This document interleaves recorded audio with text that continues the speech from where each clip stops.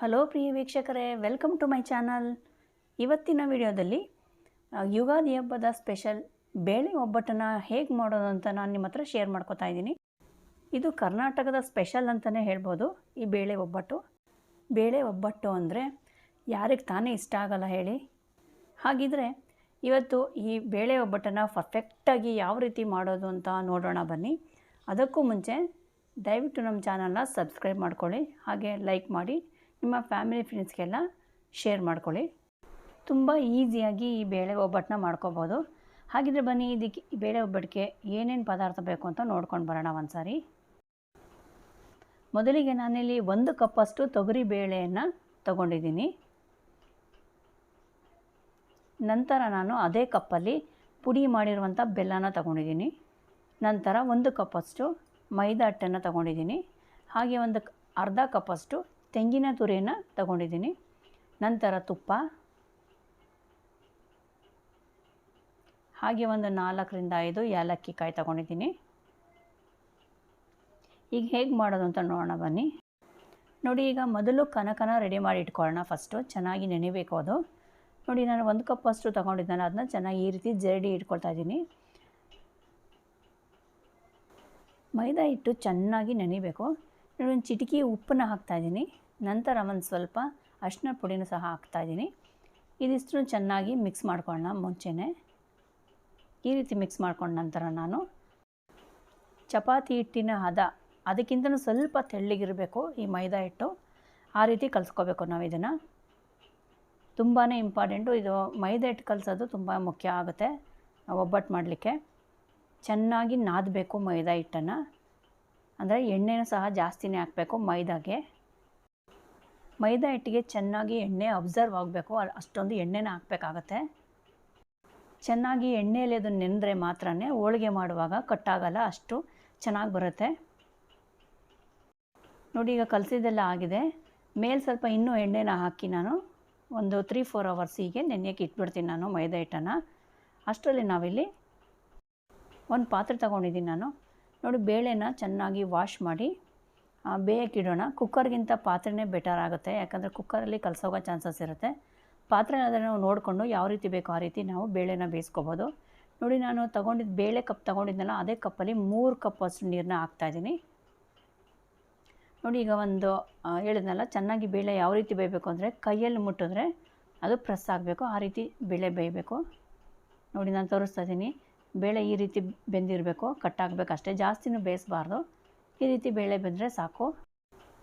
ನೋಡಿ, ಈಗ ಬೇಳೆ ಚೆನ್ನಾಗಿ ಬೆಂದಿದೆ. ಈಗ ಒಂದು ಸ್ಟ್ರೈನರಲ್ಲಿ ಈ ರೀತಿ ಸೋಸ್ಕೊಂಡ್ಬಿಡೋಣ ಬೇಳೆನ.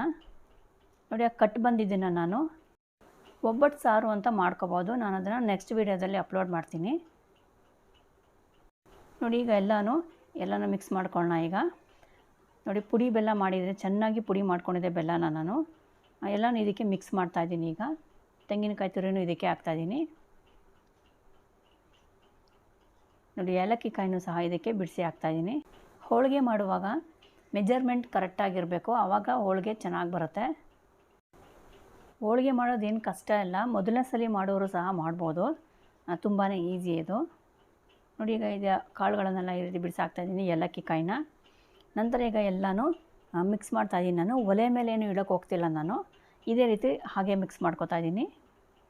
ನಂತರ ಈಗ ಒಂದು ಮಿಕ್ಸಿ ಜಾರ್ ತೊಗೊಂಡು ಸ್ವಲ್ಪನೇ ಹಾಕ್ಕೊಂಡು ಈಗ ಪೇಸ್ಟ್ ಮಾಡ್ಕೊಳ್ಳೋಣ. ಇದನ್ನು ನಾನು ತೀರಾ ಸಣ್ಣಗೆ ಪೇಸ್ಟ್ ಮಾಡ್ತಾಯಿಲ್ಲ, ಸ್ವಲ್ಪ ರವೆ ಥರ ಇರಬೇಕು, ಆ ರೀತಿ ಪೇಸ್ಟ್ ಮಾಡ್ಕೊತಾ ಇದ್ದೀನಿ.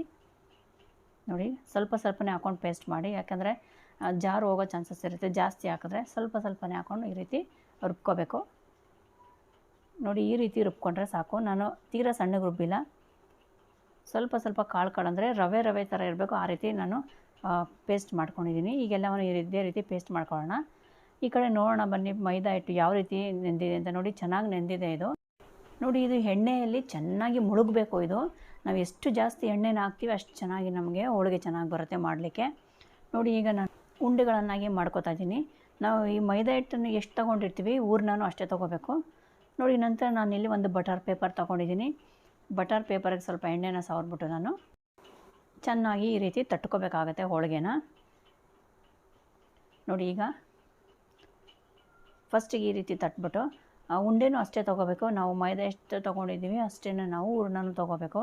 ನೋಡಿ ಇದು ಕೈಗೆ ಏನು ಅಂಟುತ್ತಲ್ಲ, ಚೆನ್ನಾಗಿದೆ ಇದು ಹೂರಣ. ನೋಡಿ ಈ ರೀತಿ ಫಿಲ್ ಮಾಡ್ಕೋಬೇಕು ಫಸ್ಟು.